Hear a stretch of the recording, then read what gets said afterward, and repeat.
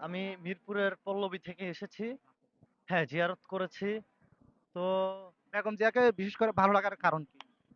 বেগম জিয়াকে ভালো লাগার কারণ অনেকগুলোই আছে। সবগুলো বলতে গেলে রাত পার হয়ে যাবে। তো যতটুকু বলবো, উনি একজন আপসহীন নেত্রী। উনি ৩ বারের প্রধানমন্ত্রী ছিল। তো উনি এত অত্যাচারের পরে, এত কারাভোগের পরেও উনি দেশ ত্যাগ করেননি।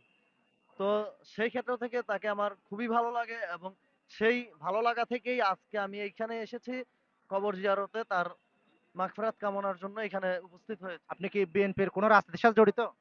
আমি হচ্ছে জাতীয় নাগরিক পার্টি এনসিপির যুব শক্তিতে জড়িত আছি পল্লবী থানা থেকে।